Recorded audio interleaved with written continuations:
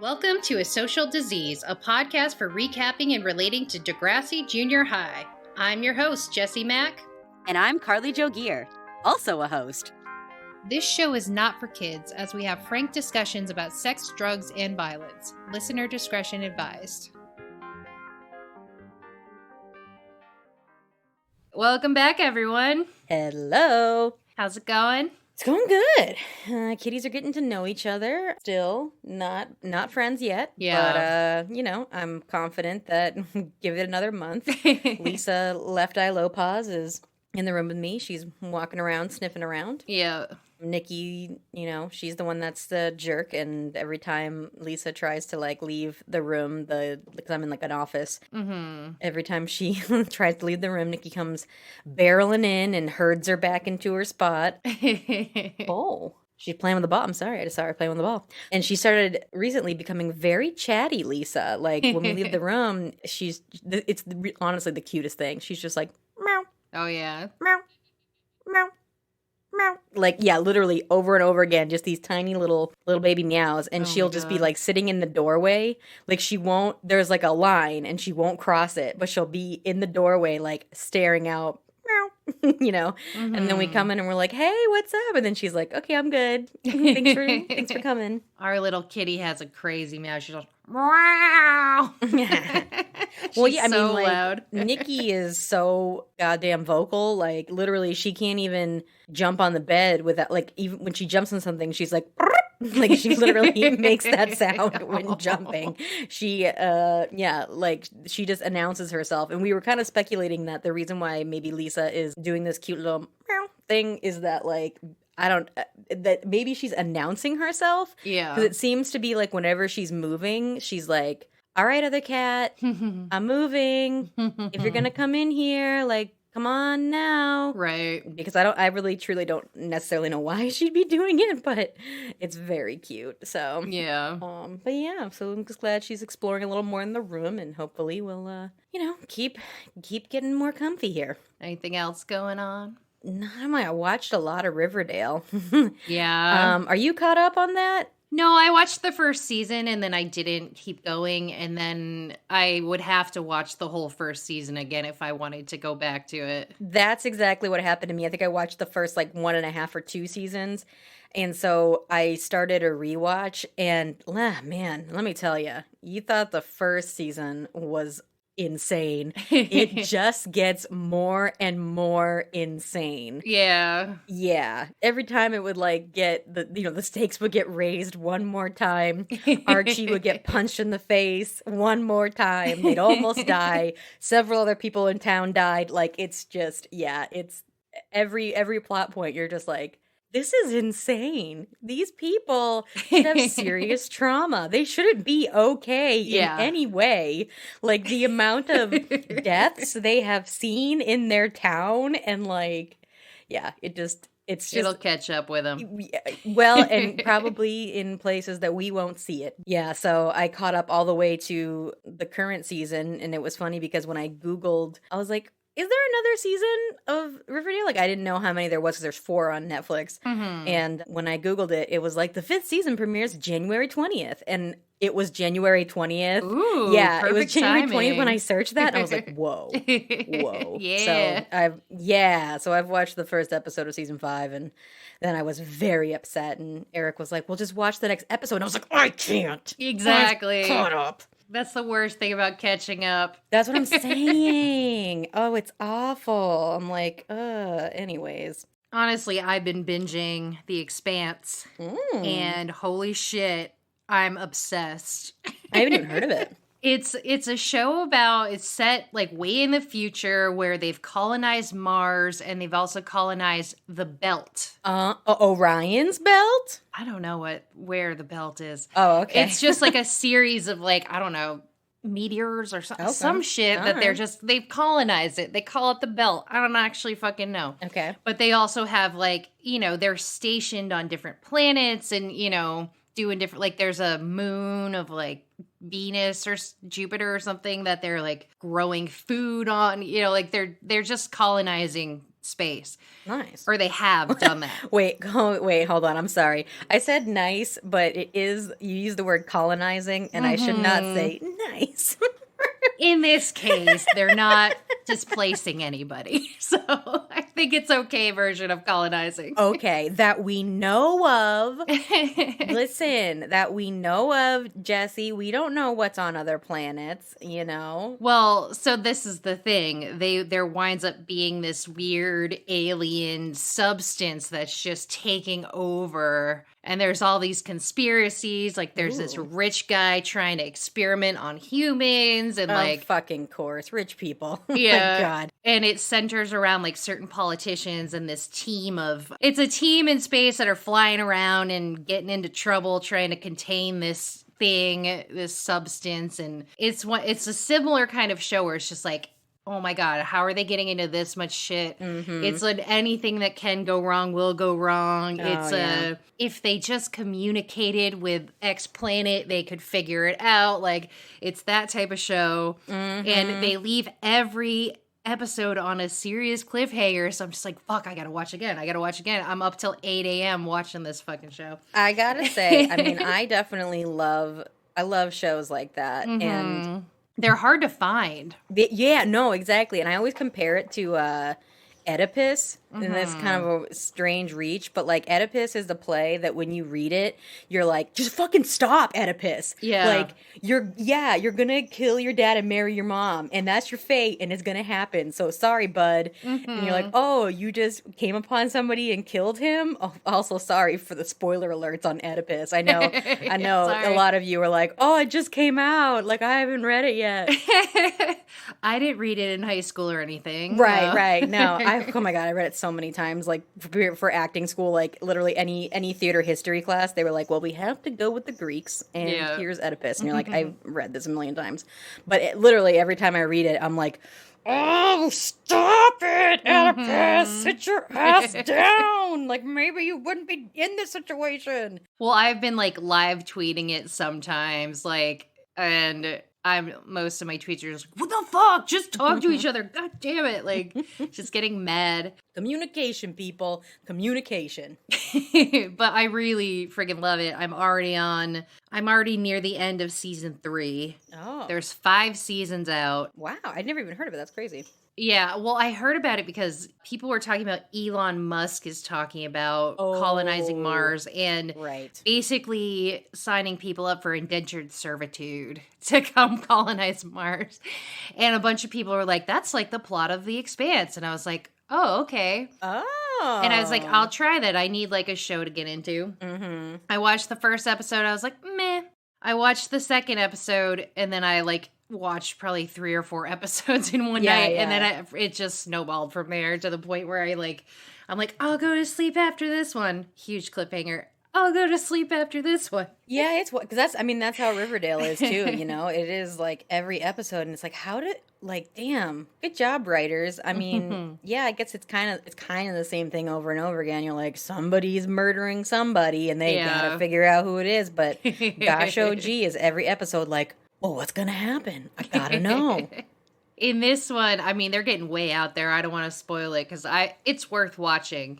Okay. What's it on? It's on Prime. I'm not sure if it's anywhere else, but it's definitely on Prime. And I feel like Prime, like, it started on the Sci-Fi Channel. Okay. And then I think Prime picked it up to continue it.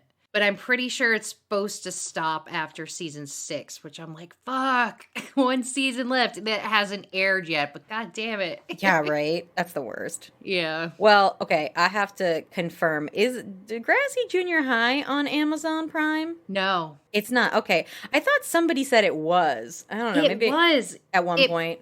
It pops up. You can see it. Interesting, but it's but cost then money. You click it. No, you can't even buy it. You click it and it won't go anywhere. It says not available. I gotta say, I mean, I've been watching it on YouTube because it is available there. Yeah. A lot of commercials. Mm-hmm. Granted, you can skip them. That's what, yes. Yeah. They generally are like after 5 seconds you can skip. And I will say though, since we're taking notes while watching the episodes, it kind of does give me a moment to catch up with what I'm writing. So I'm like, oh, okay, this kind of weirdly works. Mm-hmm. But what's jarring about it is that you're like, this is a 23-minute episode. And like, I feel like if you watch a 23-minute regular YouTube video, yes, they'll probably throw 1 or 2 commercials in there. But I'm like, how did this end up with like a commercial every like 2.5 minutes? I'm like, what is going on? So I just looked up, I was like, maybe Degrassi High is on there, but it's not. It is listed as a show, but it says video currently unavailable. So okay, well, it definitely tricked me. I kept clicking the episode and being like, what's going on? Yeah. And then I realized it wasn't available. But well, yeah, YouTube, as far as I know, is the only place. Well, Jesse, I mean, I gotta say, we've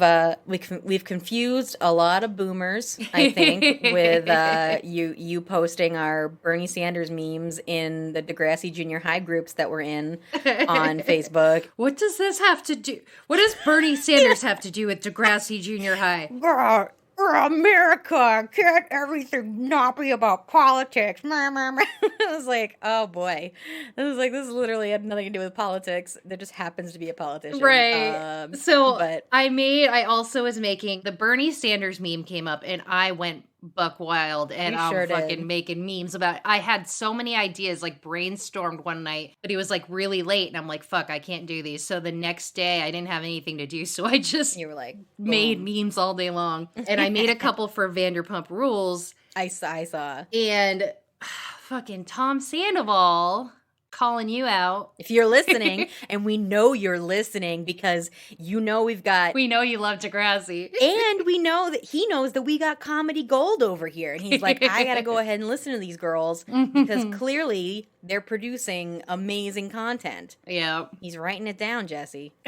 But so Tom Sandoval, for those who don't watch it, he's a guy on the show Vanderpump Rules. I tagged it Pump Rules, the hashtag, and then he found it and reposted it, but didn't give me credit. Yeah. And so I've done, him and his girlfriend Ariana have acknowledged me a couple times on social media for things I did. What? One was, it was actually a year ago, the next day after I made this meme, that I made a mashup video of the song Photograph by Nickelback and him playing trumpet from the show really badly.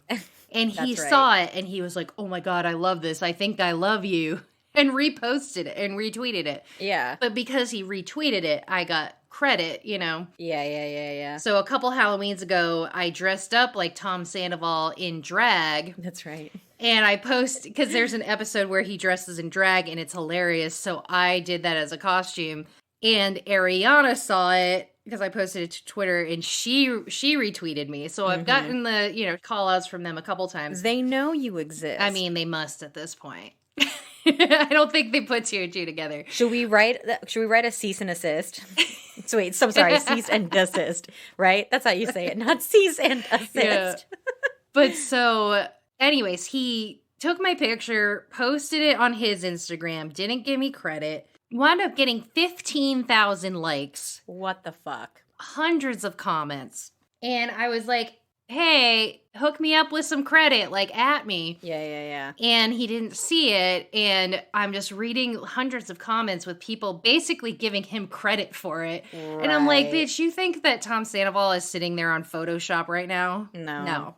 This was me. No. You're like, I've got the time, not Tom Sandoval. Right? No, he probably has the time. What the fuck's he doing right now? Right. But I doubt he knows Photoshop. Probably not. So, and like this was a very intense Photoshop job because I had to Photoshop an entire lifeguard out of this picture and replace it with Bernie Sanders. That's right. That's such a ridiculous sentence to say. I had to Photoshop a lifeguard and replace it with Bernie Sanders. If I had a nickel, But I also did, the lifeguard was holding this one of those things that they float on to get out to you or whatever. A life preserver? Not a preserver, but this long thing. It's like a little, almost like a boogie board, but I don't think they'd call it a boogie board. And the lifeguard was holding it, and I actually isolated that and put it in Bernie's hands. Like, this was an intense shop job, right? Right.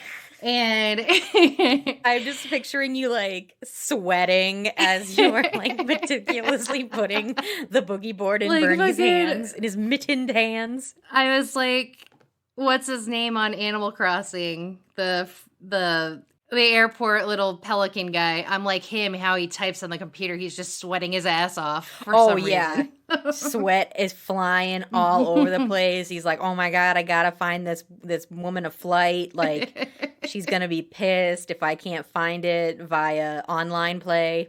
He's just really out of shape that typing makes him sweat so much. Like, right. But anyway, so I mentioned in one of my Facebook groups about Vanderpump Rules, like, he didn't give me credit. What the fuck? And a bunch of people went on to the post and were like, Tom, give her credit. Give her credit. Yes. And then someone was like, tag Ariana. She'll see it. And they did. And she saw it. And eventually I got credit. Fuck yeah. But it was after everyone already saw it. Like, It was too late. And like, a couple people wound up going to my account from there and liking some of my stuff. But yeah. You know, it definitely would have had a bigger impact had he tagged me right away. Damn.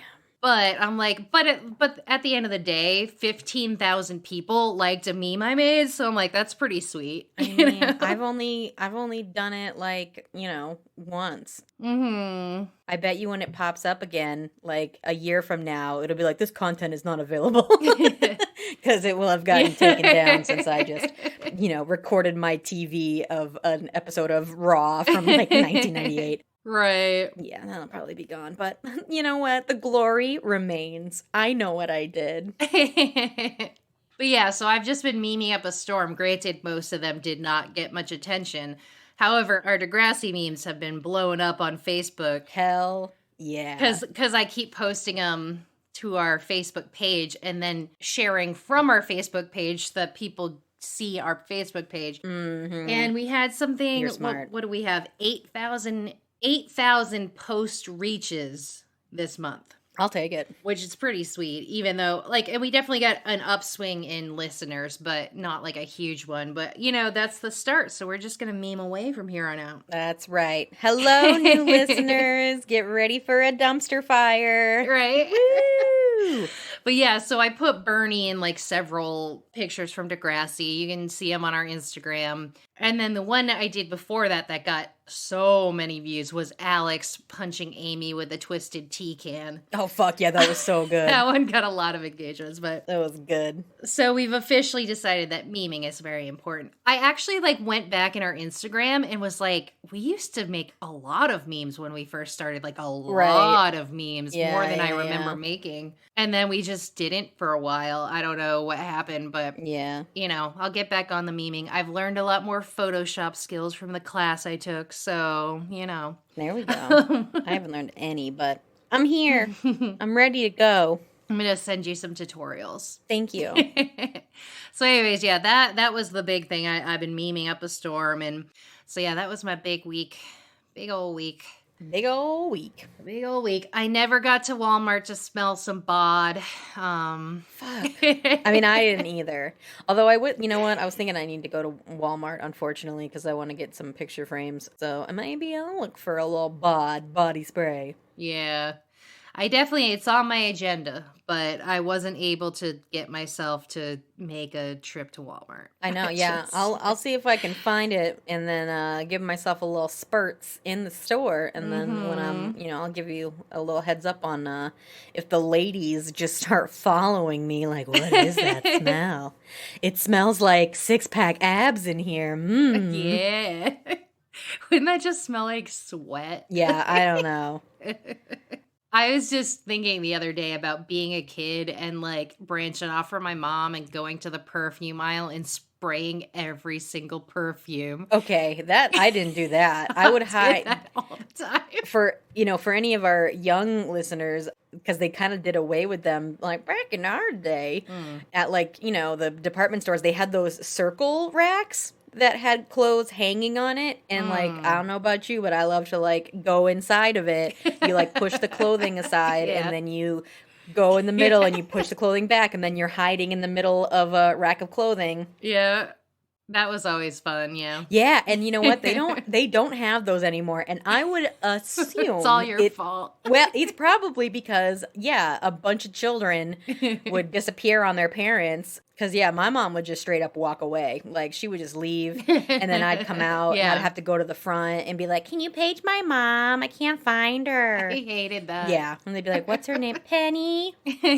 So then she'd come on and be like, I was in the next aisle. And I'm like, I couldn't find you. I don't know. Yeah, I hid. Those were the days before cell phones where you could just be like, hey, where are you? I know, You right? had to go to the front and page your parents. Yo, you know what's like a interesting factoid that I read that I never thought about is that like that phrase of saying on the telephone, where are you? Mm-hmm. Like that wasn't a thing, like 20-ish years ago because they were calling from their house phone. You knew where they were calling from. You know what I mean? Like you wouldn't be like, oh, where are you? I was like, no, because they're calling from their house. So they're at their fucking house.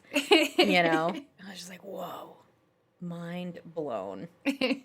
But no, I used to love smelling the perfume, so I'd spray a tiny bit like in a little patches down my arms. I must have smelled like shit. That's a reasonable way to do that. Yeah.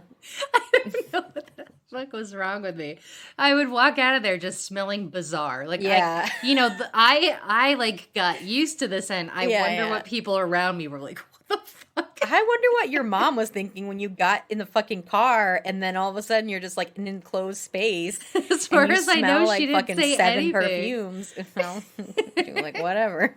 Maybe I moved on long enough to like have it air out a little bit. Yeah. It reminds me of a couple years ago with my old roommate. We were going to like I think it was like a 90s or 2000s party or whatever. Mm-hmm. And I was like, oh my God, I still have some Tommy Girl cologne from middle school or high school or whatever. And he was like, yeah, let's spray it. And we both sprayed it on ourselves. And we were like, oh, wow, this is definitely expired. Like, this is not good. And now we smell like Tommy Girl ass. Like, oh, no. Because what do? Yeah. Once you spray a perfume, you're just like, well, fuck me. I smell like shit. Take a shower. Or... Yeah. And, ain't nobody got time for that. I barely shower as is. Like, I'm not taking an extra shower. Right. So I'm just going to smell like ass, and we'll just call it a day. I will tell you, COVID has made the smelling thing very difficult nowadays. Oh, right. Like candles in stores and stuff? Like, I've been on the hunt for new, like, shampoos and body washes and stuff because mine just always sucked. Mm-hmm. And I, like, go to the store. I'm like, how do I smell this with a mask on? Like, do I lift up my mask? Yeah. You can't really. It's not really a good way. Yeah, so you just can't smell things anymore in the store. It's sad. I just try to sniff really hard, and it doesn't help. Like, no. It doesn't really help. So, yeah. But yeah, so anyways... You want to get into the episode? You know I do. All right. We are talking about Season 1, Episode 3, The Experiment.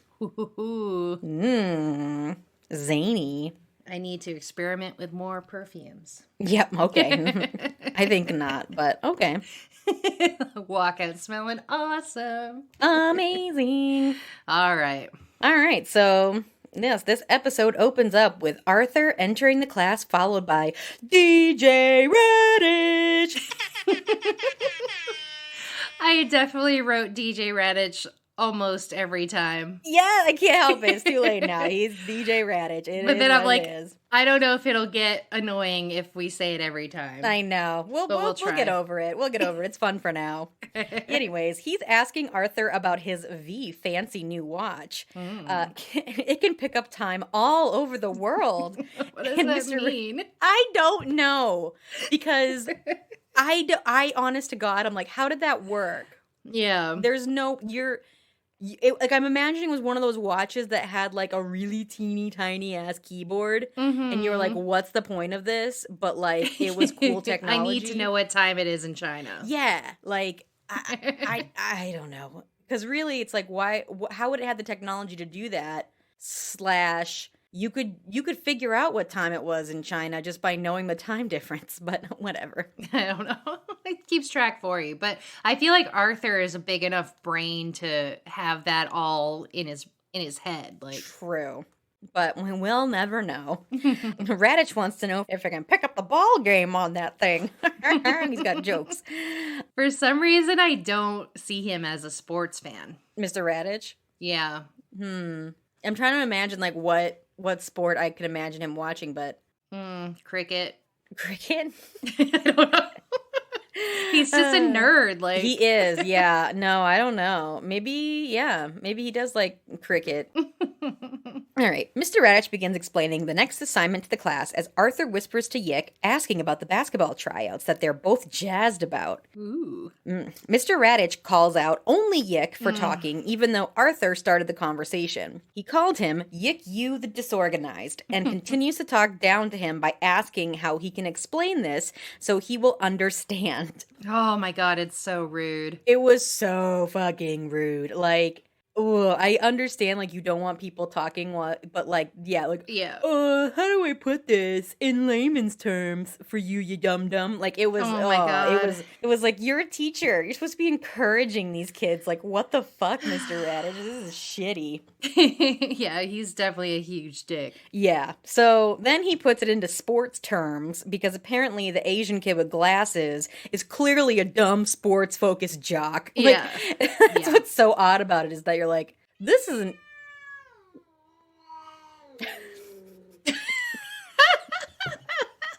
Oh my god, that just reminds me of how I had to cut out 4 fucking minutes of the cat shitting last week. Nikki, go away. Stop being a bitch. All right, that's a good sound clip, though. Anyways. Anywho, yes. Mr. Radich continues with his class as Yick whispers under his breath that Mr. Radich is always picking on him. Mm-hmm. Oh my god. I need to give a shout out. I don't remember what the guy's name was, but the person that on the Bernie Sanders meme that was like, it wasn't even on ours. It was on one that like Joey Jeremiah posted on the Degrassi like Palooza website or whatever. Yeah. And somebody was like, "Oh man." Somebody commented and was like, "Wake up in the morning feeling shy and lonely. Gee, I gotta go to inauguration." And it just made me laugh so hard. I was like, damn, that's fire. So I just thought about that since we were skipping over the theme song. Arthur approaches Stephanie at her locker as she tries to brush him off, saying she doesn't talk to grade 7s. Mm-hmm. But Arthur is all business. He needs the sneakers from their mom's house that he asked her to bring because he needs them for the basketball tryouts that afternoon. Stephanie finds this laughable. You? On the basketball team? LOL. Before that was a thing. But Arthur insists that basketball is in his blood because their dad played. Yeah. It's in my blood. Right. Like, I'm imagining their dad probably sucks at basketball. Yeah. Like, he said, like, oh, I had a basketball hoop on my garage when I was a kid. And Arthur was like, that's it. Wow. My dad is Michael Jordan. Right. The Michael Jordan of Canada. I remember being that age and thinking basketball was in my blood. I'm like, oh, right, because your dad did play. Yeah, that's true. Yeah. That's and true. I got my elementary school basketball team we just blew everyone out of the water. Like, I think we were undefeated or something like that. Oh, wow. And I even wound up getting picked for the All-Stars team of elementary school, which was crazy. You could have been you could have been the WNBA and you kept that from me? So here's the thing. I got to junior high and I missed the basketball tryout because I stayed home that day. Wow. Wow. And so I didn't even get a chance. But no, in high school and junior high, I just didn't have the ability to do many extracurriculars on the basis that I didn't have good attendance. So, like, how can I, do things if I have to be there? I just didn't realize that you, like, you could have been a star. And I just didn't know. I mean, I wasn't amazing, but I was pretty good. And I just happened to be on a really good team, too. Right. It just worked out. I mean, imagine had I taken that track in life. Wow. Basketball instead of, like, drama and chorus. I don't think we'd be here today. That would have been weird. I don't think we'd be here. I can't see it for myself. No, I certainly can't either. I'm trying. You know what? You probably wouldn't have bangs. And who would you be without bangs?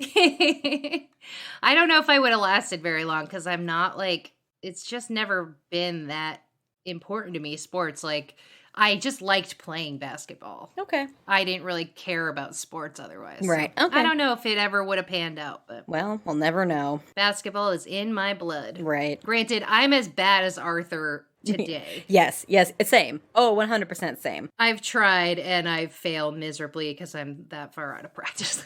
Yeah, no, whenever I play basketball with the kids I babysit, it's like, it's embarrassing. I'm like, this is the sport, guys. You're all gonna beat me in this.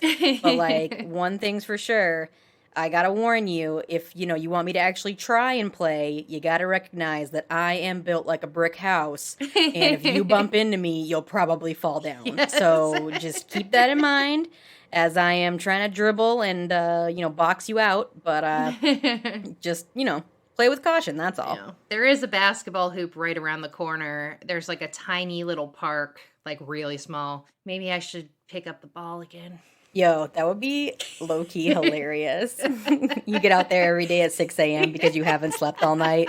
You're just shooting hoops. Yeah. Everyone thinks you're like, wow, she's getting ready for something. I mean, I do. She's going to be something. I do need to exercise more, so maybe this spring. Well, Yeah. there you go. Something to think about. Anyways. Yes. Stephanie is over it. Don't talk to her anymore or you'll regret it, Arthur. Joey and Wheels walk by and tell Artie Smarty that he hears his mother recalling him. So it wasn't even calling him. It was like, she's recalling you. And it was like, she's putting you back in the womb. I'm saying, Joey, like, He's mean. he's got him. He's not very nice. Yeah, definitely not. He's a tiny little bully. And you know what I mean? Yeah. Like, he's a small dude. Yeah. And yet, he's got a big bark, so... He's got little man complex. Yeah, Little probably. dog complex. Probably. But Arthur is looking pretty smart and prepared for all of his classes with his pen and pencil clipped to his shirt collar. Did you notice that? I was No. like, he does look smart. He's ready. Yeah. Like, personally, that would make me nervous because I think in my mind I would be afraid that I would trip and then get stabbed in the chest. That's Ooh, what I would yeah. immediately think. But no, Arthur is very confident. He's got to have a pen and pencil handy just in case he's got to take a note. Well, so, I mean, my fashion note was how sweet Joey's jean jacket was. Ugh, I mean... That eagle decal. Oh, I don't even remember it. Damn. He was wearing it almost the whole episode. It was really cool. I kind of want one. When you start dealing drugs, you gotta look the part, and that's definitely drug dealer appropriate. Definitely. Joey and Wheels approach Stephanie, and Joey tells her how beautiful she is looking. Mm-hmm. Just then, Melanie and Kathleen exit the nearest classroom discussing how junior high is different than they expected. Too much homework. And Melanie thought there'd be a lot more parties, like real parties, not political parties. What the fuck? I know, I was like, apparently Degrassi Jr High is like the third party candidate capital of North America because like, we don't want political parties. There's so many of those. I'm talking about real parties. It was just such an odd, comment to make. Like, bitch, we know what you're fucking talking about. Unless your friend's just dumb. Maybe Kathleen's just dumb. I mean, she might be. She was kind of weird. Yeah, she's a real stick in the mud. I'm really surprised. Like as the seasons continue, I'm very surprised that she did this. They clearly hadn't fully formed her character yet. Yeah, because I don't think her down the line would not have done this. But anywho, no. Legit parties with boys and dancing and potato chips. Potato chips. And drugs. Ooh. Yep. Melanie says that her mom has been warning her all summer about the dangers of drugs that would be available in junior high, but she hasn't seen any. Yeah, I'm like, which like I thought there was going to be pop-up bodegas, just little drug sales happening. Yeah. I do think I expected more drugs to be in junior high and high school. Yeah. But I just might not have been part of the groups that were available that's exactly to. what it is. No, because I definitely also, because we did the DARE program, Dare to Keep Off Drugs or whatever, in middle school. I think in 6th grade, actually. And yeah, they definitely made it seem like you'd be walking down the hallway and somebody would like pop out of a locker and stick you with a heroin needle. Like, they really made it seem like that. Yeah, people were going to peer pressure you and give you free drugs. And I'm here to say that doesn't happen. I wish it happened. Like, I'm telling you. Yeah. But no, it's just like those posts where people are like, they're giving away ecstasy and Halloween candy. Be careful. And you're like, no one's fucking giving away free ecstasy, okay? Okay, but I have to say, okay, Johnny got an edible the other day. Yeah. He got a nerd's rope. Dude, I had that. No, Eric and I bought one of those. Yeah. So I tried a little bit of it. Immediate regret. Yeah. Terrible. I was very upset the whole time. But anyways, he was telling me how apparently when they first came out, somehow a bunch of kids got a hold of them and got high as fuck and like went to the hospital. Yo, like, what the hell is going on? Because the packaging looks exactly like a candy. regular Nerds rope. Yeah. It's very small signs on it that say it's marijuana. Right. And Eric and I tried it, and because he was Googling about it, so we read that too of like oh damn. Yeah, I don't know how that like who was so careless with their fucking edible nerd ropes. Yeah, how does that even happen? Yeah. I mean, from what I understand, I don't think I don't think they're making them really anymore. Like I think we're probably on the last batch of them probably around this time now because of that incident, and I mean honestly, probably because of licensing. It was like this looks exactly like a nerd's rope. How did you, there's no way that Wonka would have approved, you know? I don't know. He did some pretty trippy shit. That's true. I bet you it was fucking Willy Wonka himself who was like, if you want to view paradise, eat this nerd's rope, children. And then they were like, oh God. They were like in the boat that goes in their minds, like, oh no. That's probably what happened. Turns out the entire movie, Willy Wonka, was all those kids just accidentally getting a nerd's rope and being like, whoa. Lickable wallpaper? Bitch, that was ecstasy. Oh, man. You know it. They were like, let me lick this. And then they were like, whoa. So what was funny was Willy Wonka was on TV the other day, and I got to that scene, and I'm like, oh, man, another thing ruined by COVID. Oh, licking wallpaper? Yeah. Yeah, you can't get that anymore. Man, I tell you, like you used to be able to go lick a wall that other people had also licked, and you could get away with it. Snozberries, like... Yeah, it's just not right. No one will ever taste snozberries again. Fuck.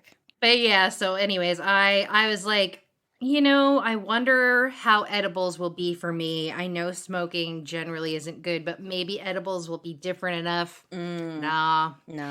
And what sucked was I expected it to take like an hour, I took a shower, and like halfway through my shower, I was like, fuck, it's starting, and I'm still in the shower. Oh my God. No, okay. So like the first like bite of it that we had like a while back, I felt like I didn't get that high. So then like we had like a large chunk of it left, and we were like, all right, let's just split it, I guess. And then Eric went to sleep, and I was like, Eric, last night I was like so fucking high by myself on the couch. And he was like, I was so high too. That's why I passed out. I just want to sleep. And I was like, oh, okay. And meanwhile, I was like in the fucking living room being like, whoa, I'm so high. I was just anxious and paranoid, and it was not fun, and I'm like, well, fuck, I guess I can't have it, period. It's very sad for me, because I would really like to enjoy it. It seems like it would be nice, but it seems like the people who enjoy it really enjoy it. So good for you. Oof. So anyways, speaking of, Melanie has not found a single marijuana cigarette. Not a drop of drugs anywhere. No, but they did make it seem like that. And no, it wasn't the case. And I probably too was not in the group of it happening. I think my friends like maybe, in high school, they drank underage and they probably smoked weed, but they didn't invite me to those parties because they knew that I was paranoid about it. So, yeah, I had one opportunity to drink in high school, and I had zero opportunity to try any drugs. All right, well, Kathleen is a little shook that her friend Melanie would even try drugs, but is slightly peer pressured into agreeing that she too would try drugs if given the opportunity. Honestly, she's not even peer pressured. She just immediately rolls over. Is like, yeah, me too. You would do drugs? Yeah, I guess so. Yeah, same. Yeah, she just like, she can't handle being different from her friend at all. Like, the friend just was like, yeah, I'd try drugs. And she's like, okay. Yeah. Like, let's do it. Who are you trying to impress, girl? Like, yeah, your gal pal. Like, I would assume she'd still be friends with you, but whatever. All right, we are at basketball tryouts now. Tall-ass Snake easily sinks a free throw, and everyone is psyched about it. Arthur's up next and doesn't even come close to making his shot. Everyone laughs at him as Shane says that he can be their secret weapon by playing for the other team. the boys in this school are just shameless. They're Yeah. corn dogs. They're bullies. They're just... There is a serious amount of toxic masculinity in this school. Oh, yeah. I mean, well, it was a different time, wasn't it? I mean, there's still plenty. Yeah, that's true. That's true. The coach wants him to relax and try another shot, but Shane says that brainers don't know how to relax. They only know how to steady. He said brainers. Brainers. What did you think he said? I couldn't understand it. I didn't know. I did rewind it several times, and I came to the conclusion that he called him a brainer. I was like, maybe broomhead, but... No. Yeah, I couldn't figure it out. I'm pretty sure he said brainer. Well, anyways, who knows? I can't get subtitles on YouTube. I don't think. Exactly. So, yeah, I can't. I don't think so. No. No. Arthur takes another shot, and although he is closer, he still misses. Yick goes to take his shot, and people are already seemingly supportive of him. Yeah. He sinks his shot, no problem. The other boys are pleased. I just like Like he went to go up, and they were like, "All right." Yeah, I'm really confused why they're so supportive of Yick, because Yick is also kind of a nerd. Like, yeah, I think truthfully, it's like the Toby and JT complex. You know, like where Toby is just like he's a nerd. There's no getting past that. But like JT, while definitely very nerdy, can like blend into like a cooler crowd. Yeah. Like has more social skills. Right. Yeah, I wonder, like, if maybe he played in, like, elementary school, so they already knew he was, like, a decent player. Because I was just like, it's weird that they were so excited for him. You're like, all right, here he comes. Yeah. Sick. And he sunk it. All right. Good job. Because, like, he's not tall. No. Like, they couldn't have been like, sweet, he's going to be great. Like, yeah. He's short. So, anyways. The boys all exit the school after their tryouts, already good pals with Yick by the looks of it. Arthur catches up to him and asks if he can possibly help him with practice since he's just learning. Okay. I'm not sure why he couldn't just ask his apparently amazing basketball playing father for help, but whatever. He lives with his father too. That's what I'm saying. I'm like, you said it's in your blood. Like, ask your blood. Ask your blood. Ask your blood. What's up, blood? Give me some fucking help, Dad. But yes, apparently not. We need Yick. Yick is down to help because they're friends, right? Arthur and Yick head to the basketball court for some lessons. Arthur apologizes for getting him in trouble with Mr. Radish in class. But Yick doesn't think it's Arthur's fault because Mr. Radish just hates him. He's always picking on him. And to be fair, that is pretty accurate. Like, yeah. From what we've seen, yeah. Yeah, he's super rude. Yeah. It's not good teacher behavior. No, not at all. He thinks that Mr. Radish thinks that he's stupid and is constantly giving him bad grades without even reading his papers. Arthur thinks that can't be true, but Yick says that he could hand in Einstein's paper and he'd still give him a shitty grade. So Yick says that Radish is stereotyping him, but I'm like, isn't the stereotype that Asians are really smart? I was definitely confused. I think it's like they wanted to touch on stereotypes, but they like kind of did it weirdly where they were like, right. Yeah, Yick is just your stereotypical jock. Look at him. He doesn't look like a jock. No, he doesn't. No. He's a scrawny little kid with glasses. Like you wouldn't look at him and be like, that's a fucking athlete right there.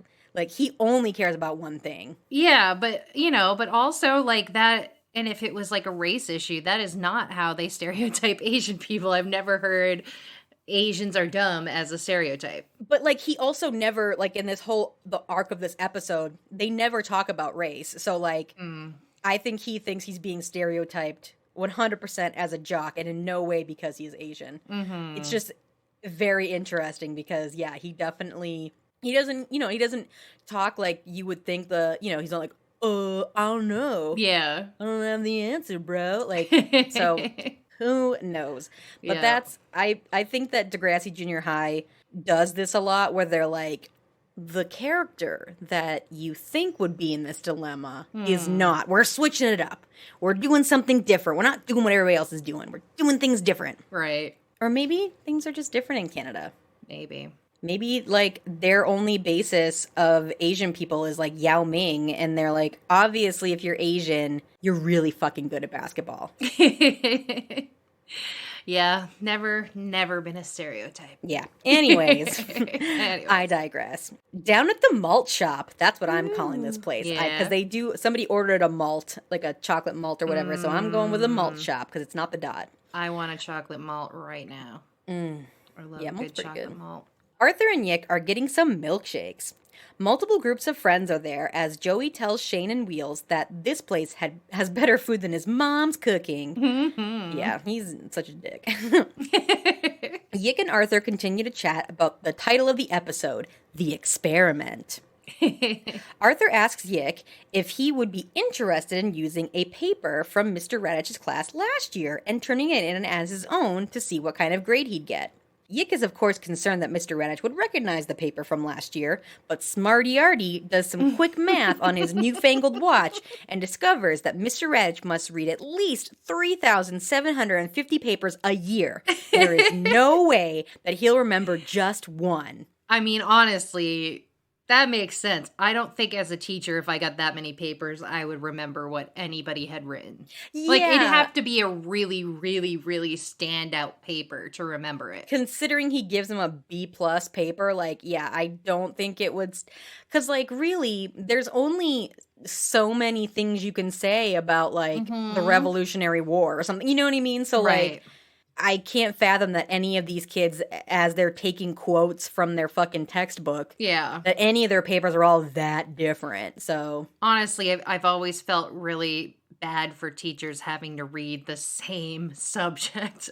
I'm telling you, so many papers. Like, ugh. Like, it is probably something that has, like, when thinking about, like, possible career choices, I'm like, I mean, I'm a babysitter. Maybe I could be a teacher. And I'm like, I don't know. Yeah. I don't think I'd want to read, because I think I'd rather be a high school teacher, but I'm like, I don't think I want to read all them papers. Well, I don't want to read the papers on the same exact subject. Yeah, right, exactly. Granted, you know, you could become a drama teacher and no papers involved. Save the drama for your mama, Jessie, okay? I wrote papers for theater, thank you, but they were like all opinion pieces of like, really? I watched this play and I thought this about it, so that's at least a little more interesting to read. All drama for us was just doing skits. Oh, okay. Thank God. It was the best class. I don't want to read shitty high schooler skits. Anyways, Yick is down. But where the hell is he going to get a paper from? Arthur's like, Stephanie, duh. But how are you going to get a paper from popular class president Stephanie K? You don't even know her.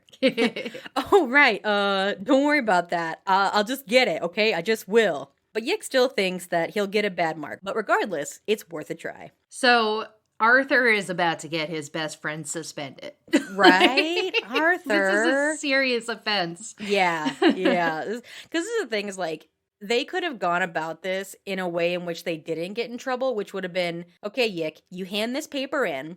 When Mr. Radich hands it back to you, then you say, look, this was an experiment. Right. You gave 2 different grades, blah, blah, blah. Here's my real paper. I really did the assignment. Yeah. Here's my real paper. This was an experiment. Like, that's how you could have done that without, I mean, you probably were still getting a little bit in trouble, but like, you know what I mean? Like, it would have proved that you were like, this was purely an experiment and I still did the assignment. But then, you know, Yick was like, nah, this is great. Give me all those papers. But like, what surprises me is that Arthur hasn't confided in Yick yet that Steph is his sister.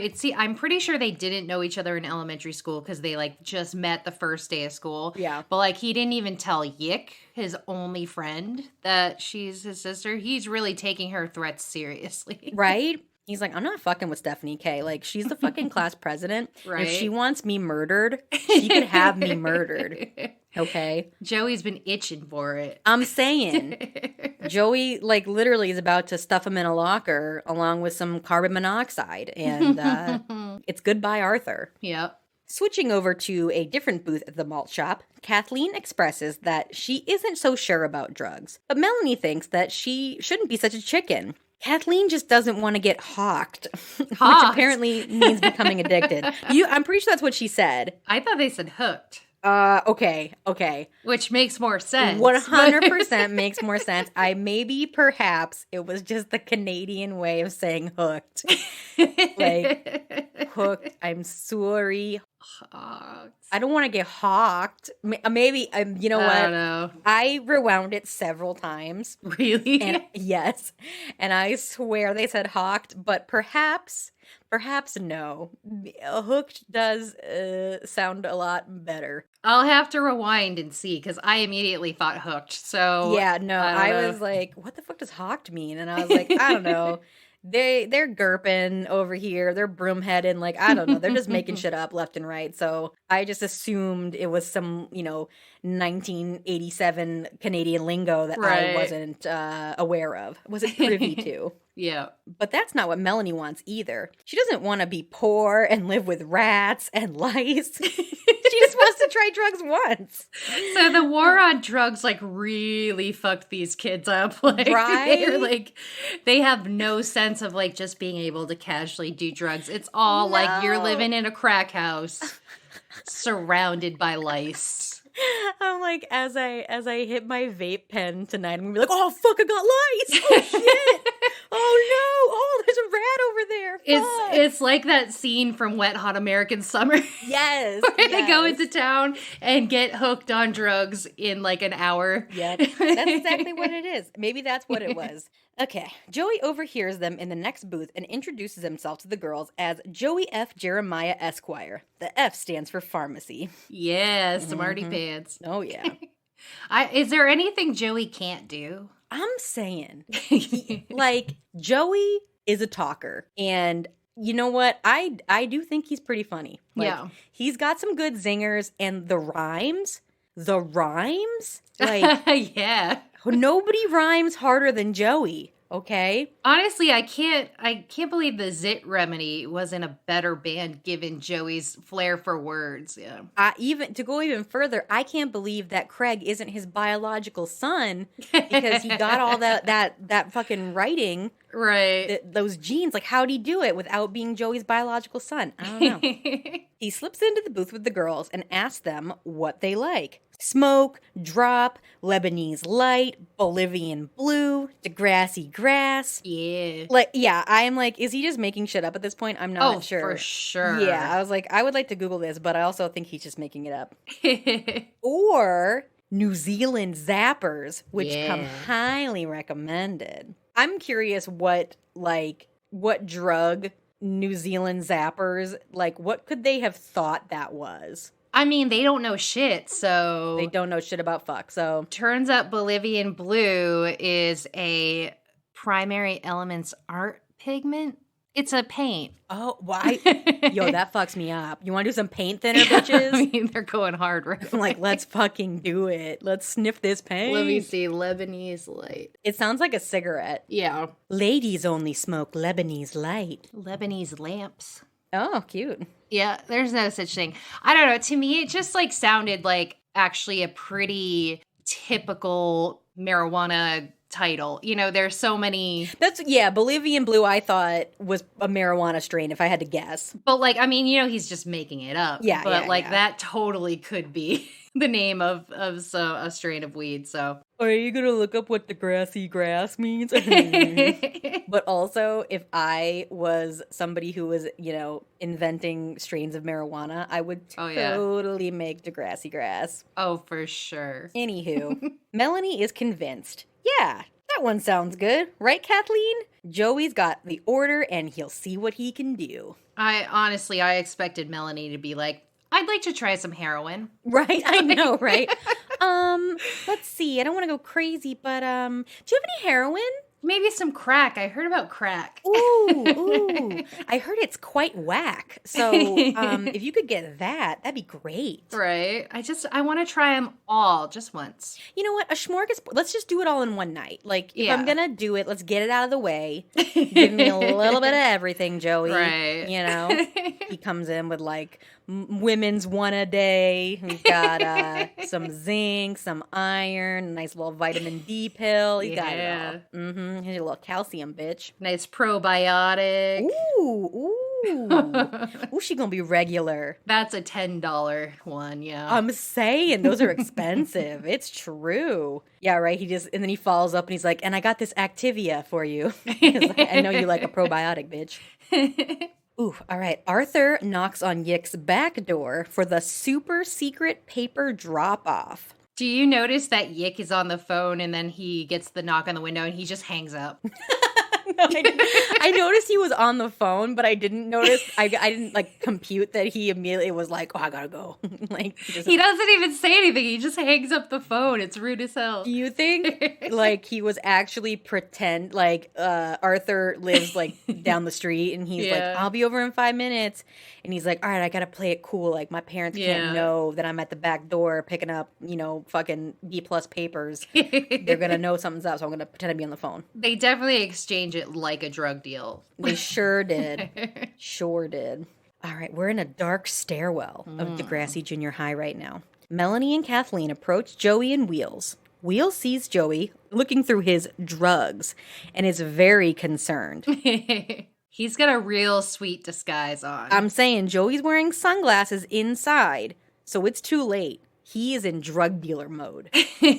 That's what happens. If you're going to deal some drugs. You can't have your face out there for the camera. No. You got to hide. The DJH paparazzi. No, you can't. So he offers the girls 2 New Zealand Zapper capsules. Yeah. $5, ladies.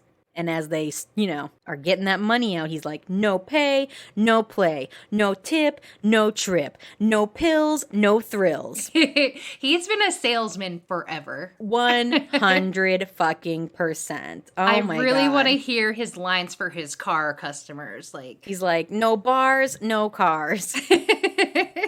This automobile is a steal. That's all I got for now. Yeah. The girls pay up and Joey is thankful. He's saving for college after all. But you better not tell anyone where you got these or I'll murder you in cold blood, bitches. Told you he was aching for murder. Mm-hmm. Yep. He's got murder in his eyes. Joey tells the girls to try them because, school is the perfect place to try a drug for the first time. Right? Yeah, right. Like if you're gonna do this, don't go home on the weekend and do it. Like, do it right fucking now in third period, bitches. Like, get fucking wild. Right? I was like, oh my God, that is idiotic. Yeah, these girls are not prepared. But as he says, it should be instant insanity. Yeah. The girls seem confused about the concept of a pill, so he breaks it down to them. You put it in your mouth and you dry swallow it. Yes. Yeah. Like, they've never taken a pill before. Never an aspirin. Like, no. Is this a chewable like the Tylenol for kids? What do I do with it? Oh God. Is it an ovule insert? I don't know what do you do with this? They're used to gummies. Yeah, right. Like, oh, this is hard. I don't want to chew this. Anyways, Joey does so and is immediately like, oh yeah. I think that you should put that oh yeah clip in because it was so good. he's immediately like, cool. Very cool. Mild. Wild. Wait, no. Is he saying wild? Because I heard mild several times. I heard wild. You're having trouble with your hearing today. Listen, I'm having trouble with my hearing every day. But, like, I was thinking he's saying cool and mild. Oh, wow.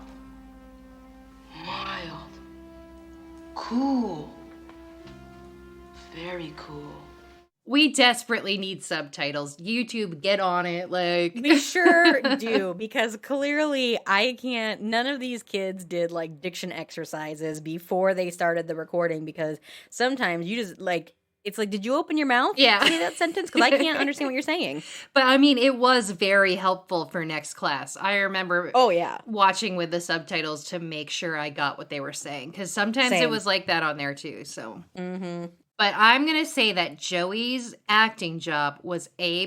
That is exactly how I act when I take drugs. Honestly, like, same. Wild. Very cool. Listen, I'm sticking with mild, so as I am the host, I'm going to continue to say mild. You can correct me, but this is the hill I want to die on in this episode, that he said cool and mild. Because that's like, a cigarette is cool and mild. That's what I was thinking. You took that single bite of a Nerd's Rope and were like, mild. Mild. Very mild. I don't want any of that spicy salsa. I want that mild. These are white people drugs. Yeah, he's like, don't worry. I didn't put any seasoning on this. Have fun, girls. I don't know. I'm assuming he gave them a Xanax, because I don't know what, like, pills. Yeah. He's like, yeah, it's chill. All right. Yeah. The boys walk off as Joey continues to act, in my opinion, mild and cool. The girls pressure each other to go first, taking the pill. They decidedly do it at the same time. Dry swallowing. Yeah.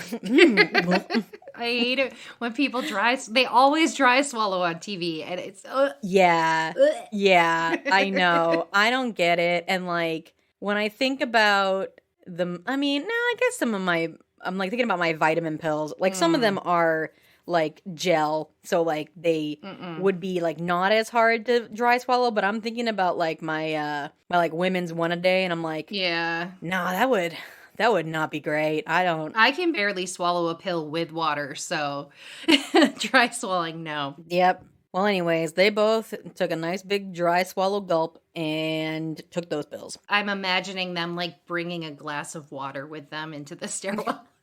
Yeah, I mean, honestly, because when you think about it, I feel like the concept of bringing water bottles to school, I feel like that's a new concept, because I'll tell you what I didn't do in school was bring a water bottle. Right. Like, I don't remember kids having water bottles back in my day. Like, you had a juice box or milk at lunch. But other than that, you stayed fucking parched, okay? They bring down a chocolate milk to the stairwell. Oh my God, that would be sick. That would be, and no, milk in a bag. It'd be chocolate milk in a bag, ew, right? Because that's how Canada does it. I know there's no reason for me to think that's gross, but it just sounds gross. They just have a fucking cup of gravy, and they're like, well, all we could get was the poutine from the cafeteria, so we gotta take this pill with this cup of gravy. I got this box milk over here. Oh no. With a bag in it. Do you think you could swallow a pill with gravy? You could. That would help. I don't think you'd want to. I think that sounds like how I die personally. Like, you know what I mean? Like, I'm gonna OD, but it's gonna be on pills and gravy. Like, they'll find me in my apartment, and it'll be like just gravy dripping out of your mouth. Yeah, like, is she foaming at the mouth? And they're like, no, that's gravy. Did she vomit? No, this is just straight up gravy everywhere. It's on her face, on her shirt. What's going on? So I will say that sometimes I drink smoothies in the morning, and when I take my pills, I've tried to take them with smoothies, and it's very unpleasant. So I stopped doing that. All right, so you're saying I shouldn't take pills with gravy. Got it. Probably not, no. Sounds judgmental, but okay. Anyways. Do you feel anything, Melanie? Oh yeah. Cool. Very cool. Cool. Very cool. Yeah. Because that's like, yeah, that's a state of being, right? Yeah. You know what I mean? Like when you've taken drugs, you're like, I feel cool. Yeah. Yeah. That's how I feel. Yeah. I'm so cool right now. I don't think I've ever felt cool on drugs. No. Definitely not on weed. I'm like, oh my God, everybody's judging me. Yeah, that's not cool. Yeah. Yeah, I can't really think of any drugs that I could take that I would just be like, I feel so cool right now. I'm so cool. I mean, I would say like a Xanax. Oh, Yeah. maybe. That would make you feel mild. Very mild. Mild. Very mild. Wheels is like, what the fuck, Joey? You're selling drugs? What is wrong with you? But Joey's got it covered. He sold them vitamins. He's even emboldened enough to say that he is saving them from a lifetime of destitution by giving them their daily vitamins. Joey, what a card. Oh, but I want to go back and say that right after they take the pills, some like band geeks roll through the stairwell and this tuba player is actually like playing their tuba and they think it's hilarious. And I'm like, I would also be laughing my ass off at a tuba player. I wouldn't have to be high to laugh at a tuba player, you know? Like, that's just... I think the tuba player played a part in their placebo effect because it was actually funny and they're like, oh, I must be high. Yeah. And it just went downhill from there. Yep.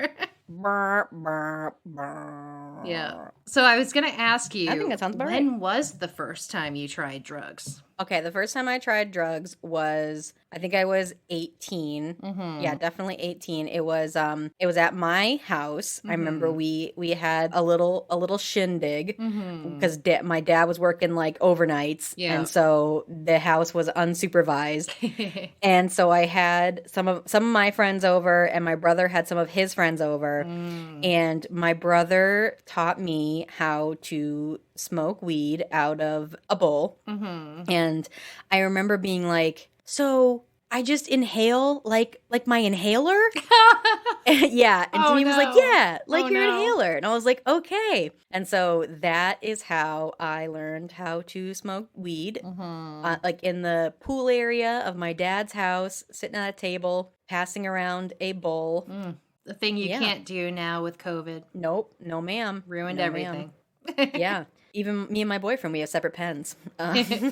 We don't kiss. Honestly, yeah, now that I think about it, like weed is one of the few drugs that I feel like people are very generous with if you're smoking with people. Right. But yeah, what are they going to do from here on out to share weed? Like, you just can't do it anymore. Everybody's got their own personal alcohol wipes in their pockets, and they're just like, ew, that would be gross. You'd like taste it. What? Ew. I mean, I guess I don't really know. I guess it probably tastes like isopropyl. What is that? I don't know. What is an alcohol wipe? I don't know either. I'm not sure. I guess everyone has to bring their own bowl or whatever, and they'll just sprinkle a little bit of weed in everyone's bowl. There you go. That's how you share now? That sounds awful for whoever brought the weed. Yeah, because come to think of it, isn't it like, that's the reason why it was like more prevalent to have people get meningitis in like college and stuff? You ever heard this? Because of sharing like weed and drinks and stuff. Oh, geez. Yeah. I took a online class in community college called Infectious Diseases. Ugh. And it was awful. Yeah, I just kept like, all the assignments were like reading personal stories of like, yeah, it just started out like I had a paper cut and then I died. Like, yeah. They're writing it on their deathbed. That's like, now I'm dying. yes. Like, no, that's how meningitis is. You're like, I've got cold-like symptoms and my neck kind of hurts. And then you die. Yeah, meningitis is no joke. I hate it. But I'm pretty sure we've got vaccines for it now. Yeah. I'm sure you've heard they're like, you can get a vaccine for like, oh God, it's like, I'm gonna butcher this. It's like, I don't know, I'm gonna fuck it. Magin. I can, I'm not high right now. I can hear it in my head, like my mouth. Meningococcal meningitis. I think that's you know what I'm talking about? Or at least close. Okay. You're like, what are you about to say? Nicki Minaj? What are you talking? What? You can get a vaccine against Nicki Minaj. Honestly, though, yes. Because you know what? I'm pretty sure her husband is a pedophile. So Oh, yeah. Yeah, we can definitely have a vaccine against Nicki Minaj. But yeah, so did you get high at your first time? Oh, 'Cause yes. people always say they don't get high. Yeah. Oh, no, I definitely did, because then I remember I was like lying in my bed, and honestly, what it started out with was me laying in bed and my cat at the time like attacking my foot, and I was like freaking out about the cat attacking my foot. And then Anna came up to my room with like 100-calorie pack, you know, those like the Oreo ones or whatever, and she gave me like one, you know, individual like 1-calorie cookie, and I ate that, and then I was like, oh no, like give me more. And I believe I jumped on her and took the 100-calorie pack from her. And then I was on the bed again, and then I was just like, I'm a baby dinosaur. Like, no. And then when the paranoia set in, that's when I was like, oh my God, like my brain is broken, and like I am mentally not the same, and I'm going to be like the first person in history to like, I don't know, I don't want to like use the wrong terms, but like I was like, I'm going to become mentally challenged because of weed. Like, you know, in my head I was like, that's what's like, I'm never going to not be like this. Right. How am I going to function? Oh my God. What's going to happen to me? And then, you know, like 2 hours go by and I was like, oh, I'm fine. So yeah, my first time was smoking weed also, and it was when I was 19, and I was hanging out with this bad girl who we got into a lot of trouble. Was it Melanie? Melanie. Yeah. No, this chick, she was like someone from my high school that we both stayed in our town, and our town was very small, so we wound up just hanging out. We weren't even really friends in high school, I don't think, but somehow we connected after high school. And she was definitely a bad girl. Wow. And I was on a bit of a bad girl streak myself. You liked that show Bad Girls Club, and you were like, I want in. Honestly, I really did. I actually did want to be on Bad Girls Club, but then I'm like, my mom would see me, and then that would be terrible. She would know I was a bad girl, so much so that I was in the club. Yeah. But so, like, you know, we were like 19, and we'd get drunk all the time. Like, we'd get my coworker to buy us beer, and, you know, we'd go hang out with boys and whatever. What? Yeah, but she was always meeting random guys, and we would like hang out with them. And she'd be like, I want your bod. But like looking back, I feel like that was super dangerous. For us to just go hang out with these random boys. And honestly, there were nights that I was like, fuck. That boy is random. I don't trust these boys. Yeah. I do remember calling a guy one night. She brought us to these college guys at Keene State, their little apartment. And they were just super unpleasant, and she ran off to bang one of them, and I'm stuck with this other one, and he was creepy, and I'm like, I get up and I walk out the door. And I called this guy who I was like hooking up with at the time, but we weren't together.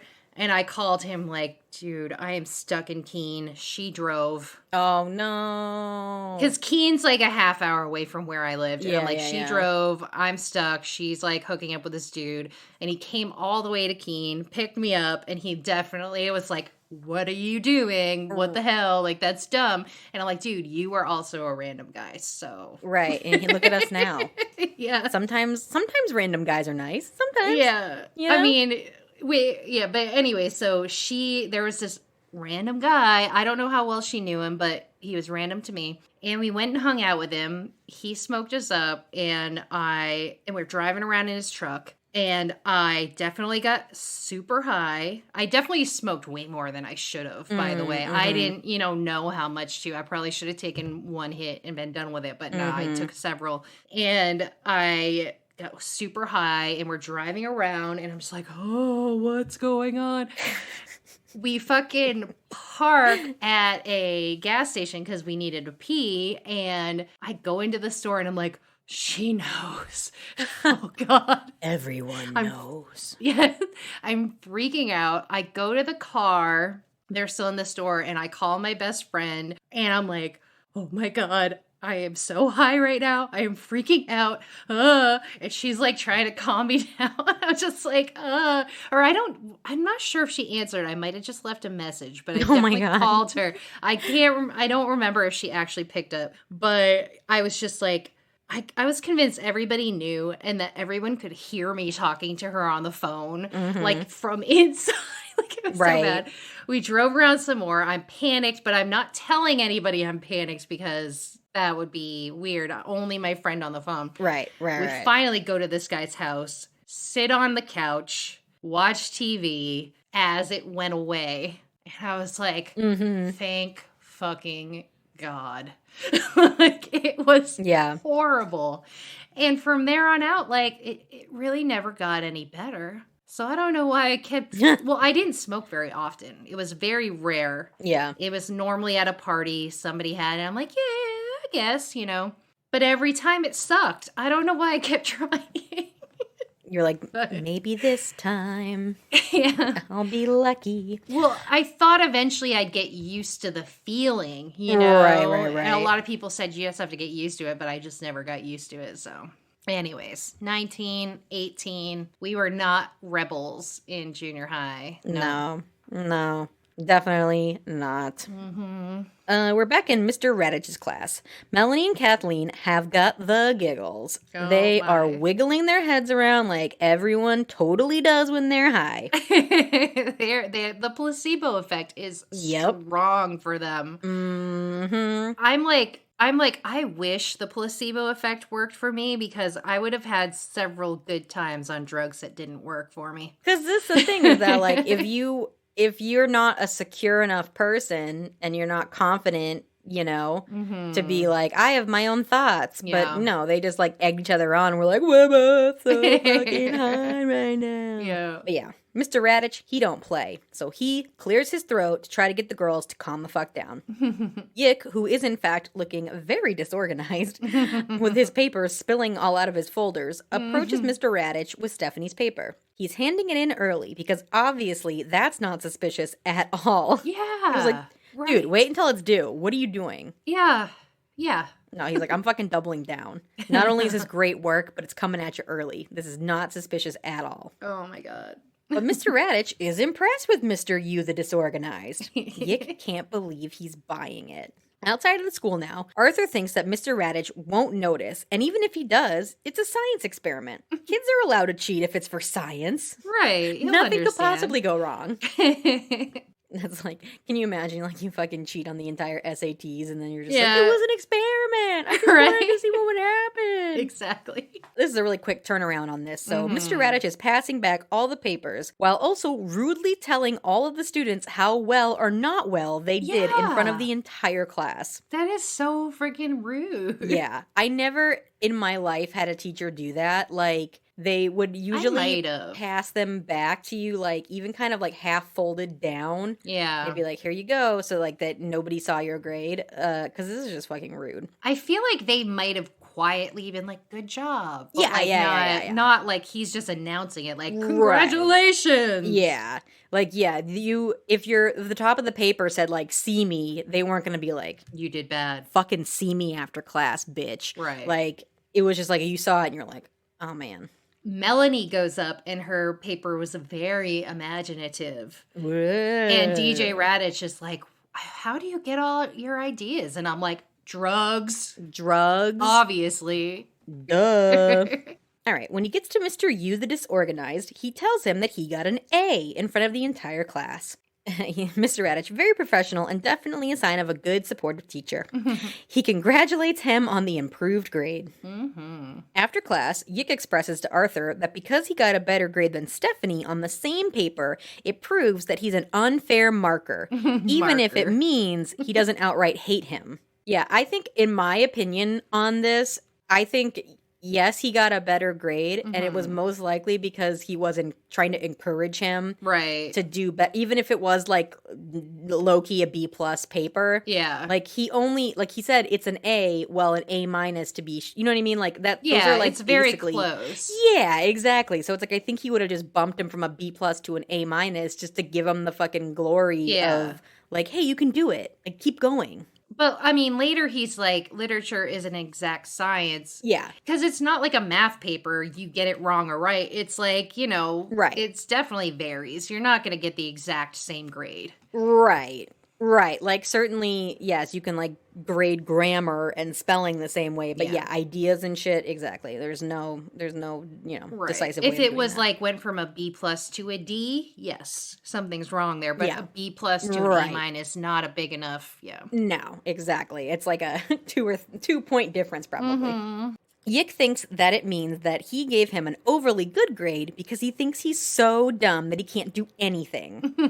Arthur thinks that he should just talk to Raditch about this. But Yick is like, nah, man, this is perfect. Just keep giving me Steph's papers. Arthur is very concerned. Once is an experiment, but more than once is clearly cheating, and he doesn't want to get in trouble. Arthur takes a shot with the basketball and makes it, which gives Yick the excuse to say, see, I helped you with basketball, so now you have to help me with cheating, okay? Arthur looks defeated. You scratch my back, I'll scratch yours. That's right. That's right. Mask for mask. Yeah, I mean, yeah, obviously, it's no longer an experiment. It's clear that Yick's just like, I want those papers because I want the grades and I don't want to do shit. Nope. Now we're in the library. Wheels and Joey approach Lucy, and Joey, who just can't help himself, says, hey, good looking. Just constantly sexually harassing all the girls. Yeah, and it was just a throwaway. Like, you know what I mean? That probably wasn't even a line. Lucy was just like in the background. He was like, I'm Joey Jeremiah. This is my character. I'm going to throw this in there. Yeah. Total ad lib. Kathleen and Melanie start to approach the boys with 2 other kids in tote. I found out that the girl's name is Maya. Okay, we do get to know her later, but she is always Yeah. like a minor character. Right. But yeah, she's just always in the background. Yeah, yeah. And she's hilarious. Yep. Oh, yeah. Like, she had really funny dance moves last Oh, episode. yeah. No, yeah. And she's like drunk driving later, basically, on these. Anyways. Yes. Wheels thinks that they look displeased about the vitamins that Joey sold them. But no, these dumb bitches are ready to buy more drugs. And they brought friends. No, they are going to wind up in the crack house with lice. Honestly. It was supposed to be just one time. You fucked up, girls. You fucked up. Hooked. Yep. Obviously, Joey is down. He tells them to meet him in the dark stairwell tomorrow. Bring the money, and he'll make them funny. He's just so good. Like, But so he told them if they told anybody, they'd be pushing up dandelions. no, exactly. He made it very fucking clear. They came right up to him. They weren't like, can we have a couple extra for our friends? Right. They brought them to him and were like, they want some too. Mm-hmm. In the fucking library, no less. Like, Yeah. that's not a dark stairwell. Like, this No. is obvious, but okay. Whatever. All right, so now we're in the dark stairwell that we have no idea how the girl in the wheelchair got to because Yeah. there's no elevators or Right. anything in this school. So I just assume they carried her down there. Yeah, I For mean, the drugs, if it's and a they're gonna carry her back up. multi-level school, which in the future, is it Wait, what? a multi-level? In like Next Generation and stuff, do they have multiple levels to it? Or You know what? Honestly, they do, because okay. Miles and Lola met under the stairwell. Oh Yeah. yeah. Yep. But yeah, so how the hell does she get to upper floor classes? I don't know. It's a mystery. It's But anyways. a goddamn mystery Yeah. that we'll never know the answer to. Okay. Joey is organizing the drugs on his skateboard, prepared to distribute. Give me that $5. Entering Mr. Raditch's class, Melanie and Kathleen are acting as cool and mild as they were yesterday. I'm sticking with mild. I'm really doubling down on it. Yeah. And the girl in the wheelchair is crashing into shit like she can't even get in the door. I loved it. She was like, whoa. Like, it's so good. I was like, this bitch can't even get in the classroom. know. She is all over the place. Like, what is happening? Mr. Raditch starts passing out the graded papers. He sets Yick up like a chump, saying that he is quite taken with what he wrote. It was a great paper, and he was impressed. But not as impressed as when he read it last year. Ooh. This is when I start calling them the Giggle Gals. Yeah. The Giggle Gals are losing their minds. I call them the drug bunch. Oh, Yeah. that's cute. I don't know. Yeah, I was like, I'm not going to write Melanie and Kathleen 75 times. I know. It's so annoying, yeah. But Mr. Radich wants answers. How did he get Stephanie K's paper? Arthur's a good dude. Yeah. He's like not letting Yick go down by himself. Mm-hmm. Arthur fesses up that he gave it to him, but Yick is still pissed. Why shouldn't he cheat? He's just getting bad grades anyways. Mr. Radich tries to tell him that his last paper was good. But alas, that was Stephanie's paper too. And another thing, Mr. Radich, you gave us different grades.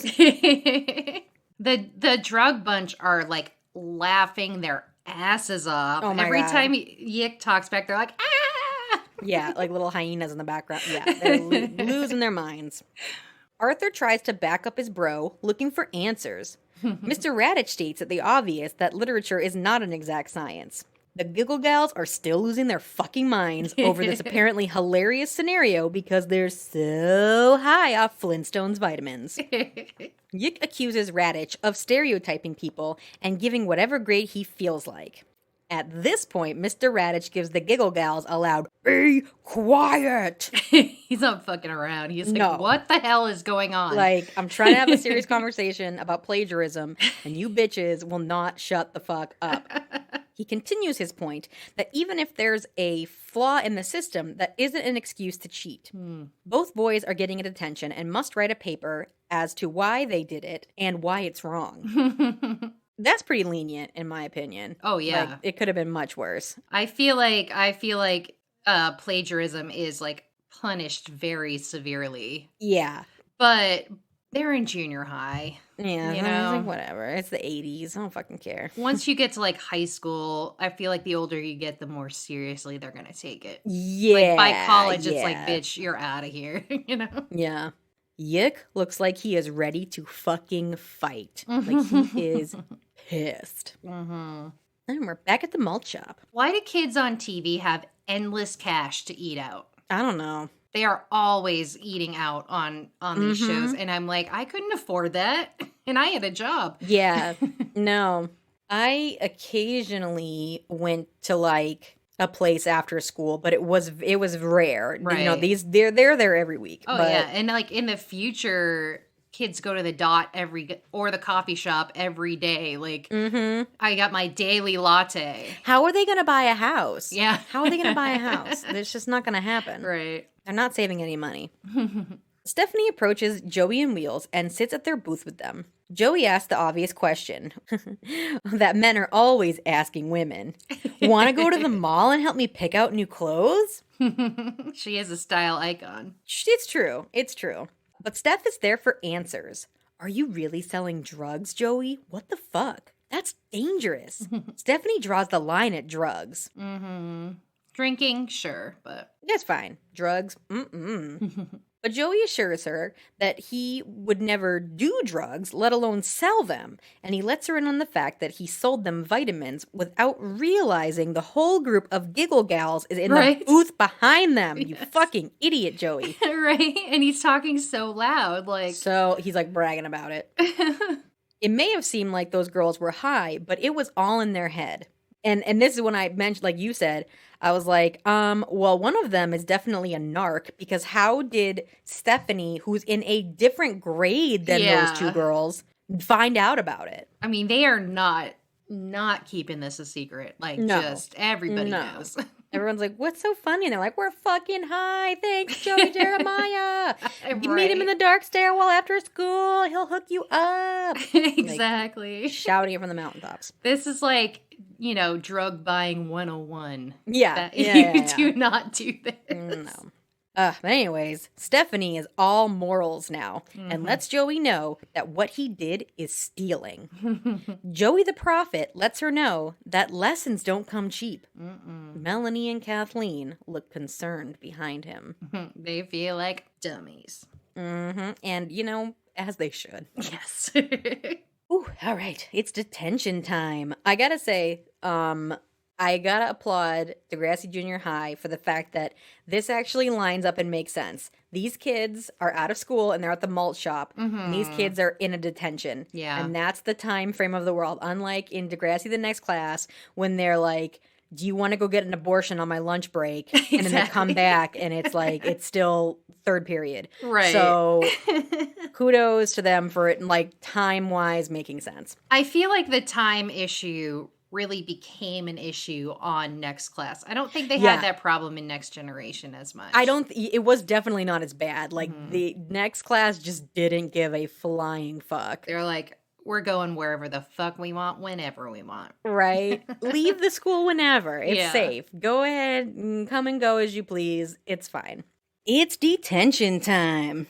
The boys quietly work as Mr. Radich feels compelled for some reason to walk to the back of the classroom. Yeah. Where a student is at the door looking to talk to him. Like that student didn't knock. He's psychic. Like he's just like walking back there and then I was like, oh, there's a student back here. Yeah, like that's what I said. I literally, is he psychic? Like, okay. Anyways, he now has excused himself outside of the room. Arthur admits that he's never had a detention before. Aww. His dad is going to be so disappointed. Oh, Arthur. Yick is still feeling like the punishment is unjust. They're missing b-ball practice for this bullshit. Arthur thinks it's reasonable, though. They did, in fact, cheat. But Yick is still clinging to the experiment excuse. Yick thinks that he just can't write papers, period. So I'm going to take a stab here and assume that he may have a learning disability. Could be. You know? Like, maybe he has, like, ADD or dyslexia or something. You know what I mean? I feel like there's got to be a reason why he's so scrambled and can't, like, organize his thoughts, you know? No, I mean, I was very disorganized in high school, which hurt my grades more than other things, you know, like... Right. I think, like, the thing about disorganization, you know, it could be caused by some sort of learning disability or, you know, condition, you know, I feel like mine's probably linked to one of the many things that are going on in my head. Right. And yeah, I like it screwed me big time to not be able to figure out how to organize and get things together. And it still screws me over to this day. Yep. Anyways. Well, yeah, I mean, I think that it's probably nothing they were thinking about in the 80s. So, like, you know, this concept that he's like, I can't write papers. Yeah. You know, it makes me think like, okay, well then, like, what's going on there? What's like the hurdle that he needs to jump over in order to figure out how to write a paper, you know? Right. Arthur thinks that he just has to try, but Yick doesn't want to hear it. See if he helps you with basketball again, bucko. Not that he can do anything to help because you suck, Arthur. But hell, Arthur is at least putting in the work while Yick is just cheating. Calls him the fuck out.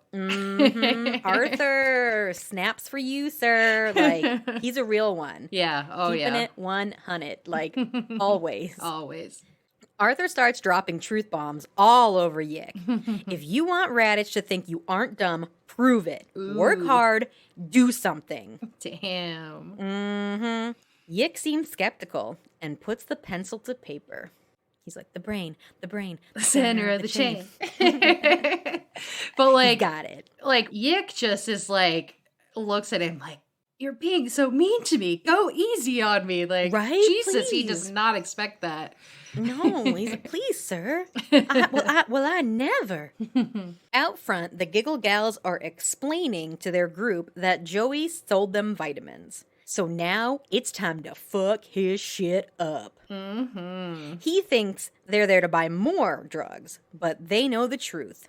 Joey plays it off as a joke. They want their money back. And Melanie goes, ha, ha. And it's so, like, I hated it. Because it was so slow. It's just, like, it wasn't natural. Yeah, well. You know, like, because people do that. They're like, ha, ha. You know, when someone says it's a joke, it's not funny. She just looked like a freak doing it. I hated it so much. I think she laid into it a little too hard. Like, she just, clearly it's not something she does very often, so she just didn't know how it was supposed to sound. Honestly, the two of them are pretty bad actresses. Like, I don't really buy them as their characters that much, but, like, I buy Joey. You know, I buy the other characters. Yeah. They're acting this episode, I was just like, they're just bad actresses. I don't know. Anyways. Yeah. I don't think they get any better. Anyways, they're getting threatening. But Joey doesn't have their money. He spent it on some snazzy duds. Yeah. I thought of you when I wrote snazzy duds. I was like, this is something Jesse would write. Yeah. He tries to make a run for it, and they all chase after him. I personally hope they kick his ass. Yes. Like, I hope they tie him to a train track, and then Maya in her wheelchair fucking runs him over. Yes. Like, yeah. She's fucking pissed. Like honestly, she looks like, I'm gonna whoop your ass, dude. Right? I don't know how, but it's gonna happen. Guaranteed. Every time she sees him in the hallway from now on, she's running over his toes. Oh yeah. Not a single fuck is being given. She's like, you're gonna have broken toes by the end of this, Joey Jeremiah. Yeah. Oh man, she's not fucking around. Mm-hmm. The F stands for fucked, Joey, because that's what you are. Yeah. Fucked. Mr. Radich's class. He wants to read an assignment to the class. It's a paper about stereotypes. Okay.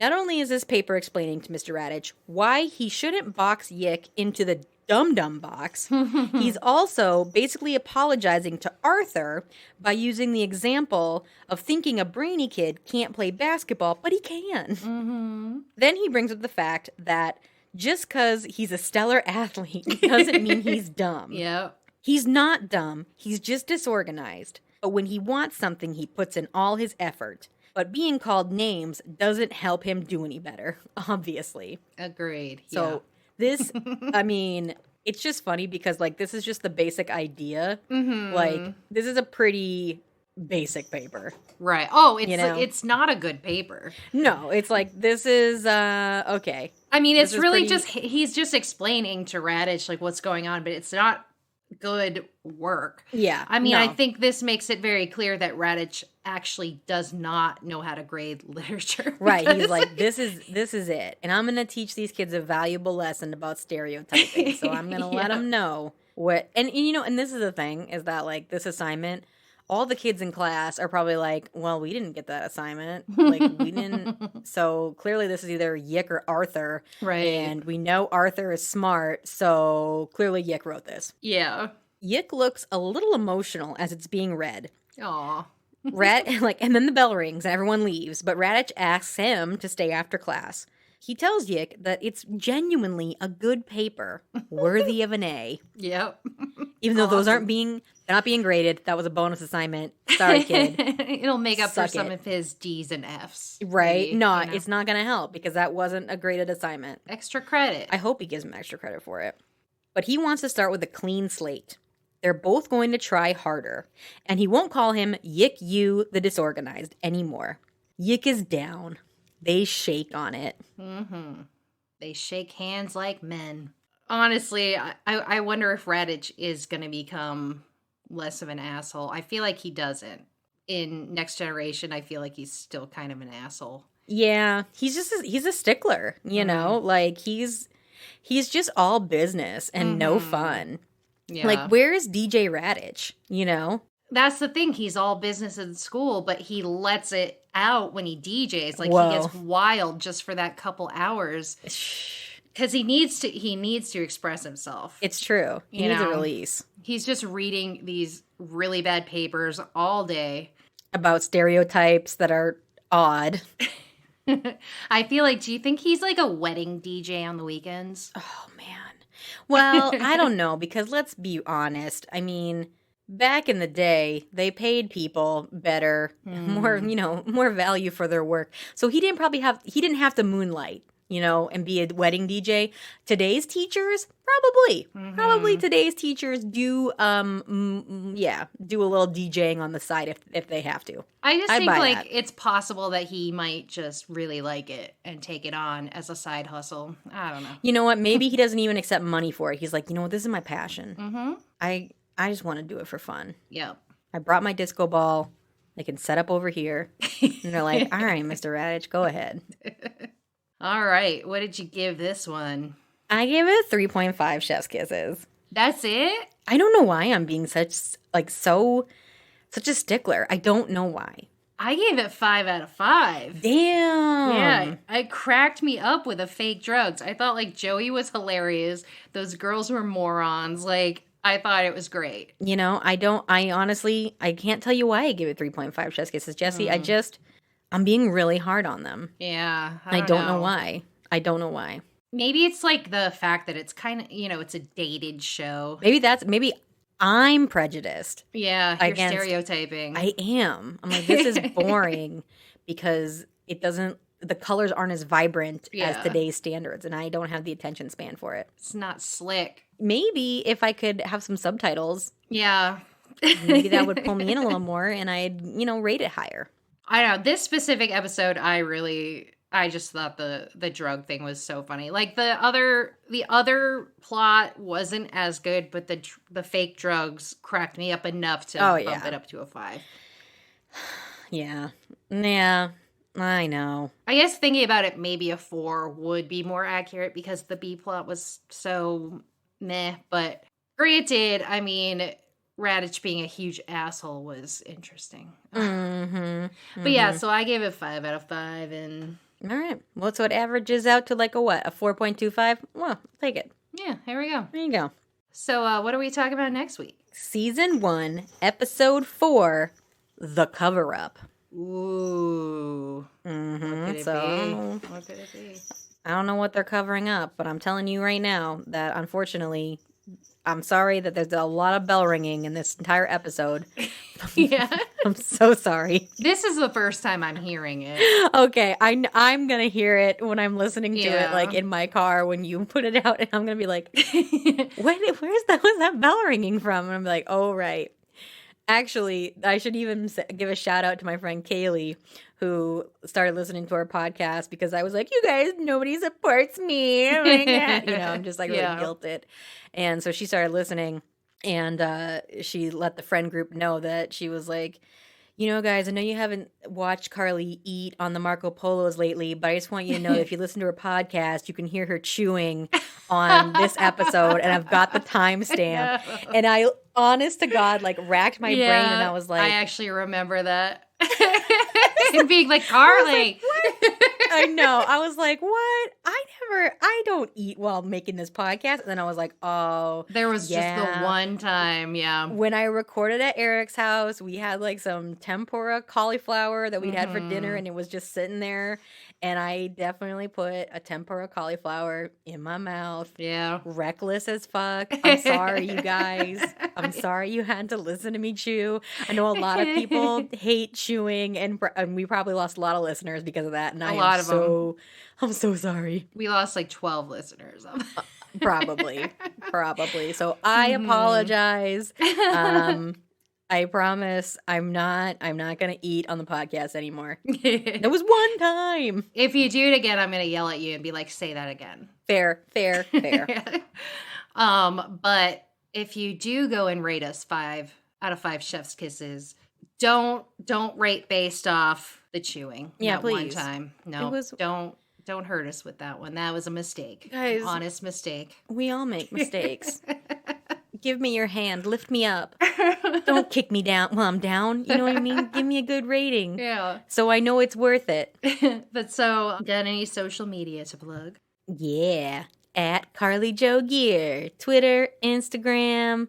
Oh, TikTok. I was like, what's that other one? Yeah. And you can find me on Instagram at Monday Night Raw, and lately I've been on fire with the memes, so you should follow me. Twitter, Jesse. You probably don't really want to follow me on there unless you like live tweeting shows like The Expanse and really annoying political talk. Right. I was going to say the gentleman who wanted you to keep politics out of the Degrassi group, do not follow Jesse if you are listening because you will be displeased. No. But yeah, you can follow me if you like that sort of shit. And you can follow us at A Social Disease across social media platforms. Thanks for listening. Thanks, guys. Bye. Bye. And once again, we're your hosts, Jesse Mack and Carly Jo Gear. And this has been A Social Disease Podcast. Thanks for listening.